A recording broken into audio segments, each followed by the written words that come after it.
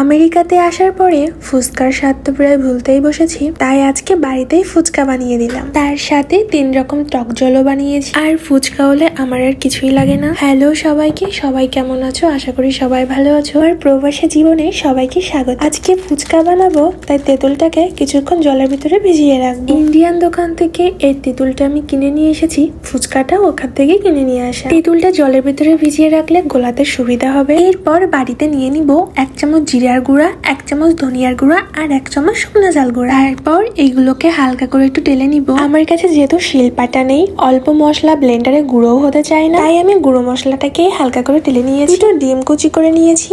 এখন ফুচকাটা ভেজে নিব। এখানে ফুচকা খায়ও না আর ফুচকা চিনেও না, তাই এখানে পাওয়া যায় না। এবার আমি আলুটা সুন্দর করে মাখিয়ে নিব। আলুটা আমি সুন্দর করে সেদ্ধ করে নিয়েছি। তারপর পেঁয়াজ, কাঁচা লঙ্কা আর ওই ভাজা মশলাটা দিয়ে একটু লবণ দিয়ে কিছু ফুচকা গুঁড়ো করে নিয়ে মাখিয়ে নিব। আসলে ফুচকার মাখাটা যদি ভালো না হয় তাহলে ফুচকা খেতে তেমন ভালো লাগে না। এবার আমি টক জলটা বানিয়ে নিব। তেঁতুলটা গুলে নিয়েছি, ওর ভেতরে ভাজা মশলা একটু লবণ দিয়ে মিক্সড করে নিয়ে 3 ভাগে ভাগ করে নিব।